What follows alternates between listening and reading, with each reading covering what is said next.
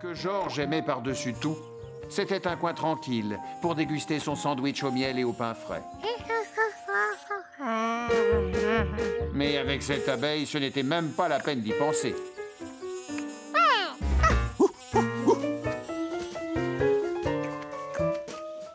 C'est ça, va-t'en. Mais pourquoi est-elle partie aussi rapidement? Que pouvait-il y avoir de plus intéressant que son sandwich au miel? Il fallait que Georges en ait le cœur net. C'est en marchant dans la prairie que Georges aperçut une fleur qui gigotait sans qu'il y ait le moindre souffle de vent. C'était son abeille qui butinait de fleur en fleur. Que pouvait-elle bien leur trouver? Le miel, c'était tout de même bien meilleur.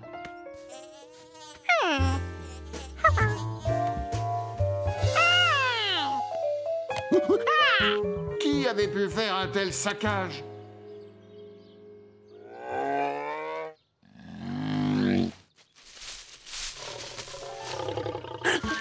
Un ours?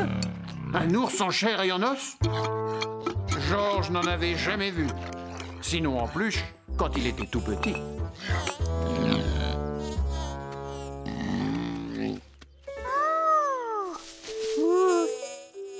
Et l'abeille qui était de retour.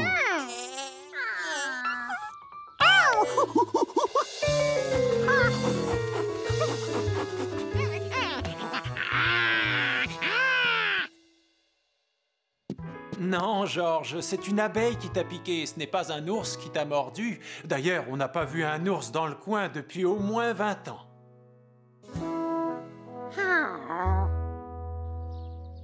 Georges savait qu'il n'avait pas rêvé. Il avait bien vu un ours. Salut, Georges! Billy savait tout sur la campagne. Il devait s'y connaître en ours.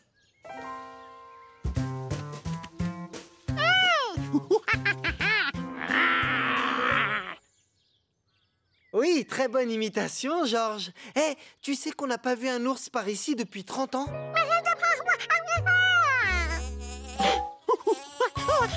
Encore des abeilles? Georges ne les embêtait pas. Pourquoi venait-elle l'embêter? C'est juste des abeilles, Georges. Ah. Hé, on dirait qu'elles vont toutes dans mon jardin. Waouh, quand est-ce qu'elles ont fabriqué ce nid?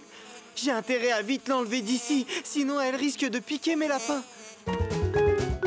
Georges? Georges? Ce n'est que nous, monsieur et madame Renkins. Alors, c'est ce doigt-là qui a eu mal à cause d'une piqûre d'abeille? Oui, c'est la première fois, et maintenant, il a très peur quand il voit une abeille. Oh, je comprends. Personne n'aime être piqué. Et c'est pour ça que tu vas adorer ma surprise. Voilà. Avec cette combinaison, tu ne risques plus rien. En sautant sur cette planche, j'envoie ces tas de boue en l'air. Là, ça vient taper dans le nid qui dégringole dans la poubelle.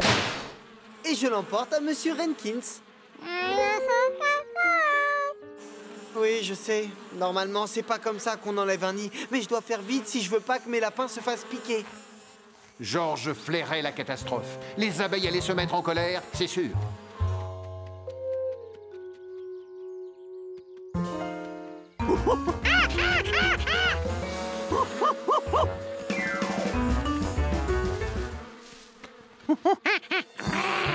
Oh, bravo, Georges. Tu imites très bien les ours. Oui, je disais justement à Georges qu'on n'avait plus revu un ours dans les parages depuis au moins... J'ai leur nid.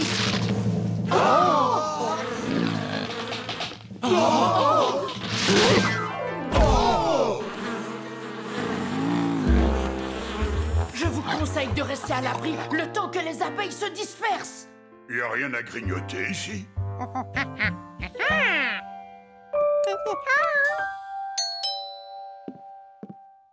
Je suis le garde forestier. Alors, à ce qu'il paraît, il y aurait un ours dans le jardin.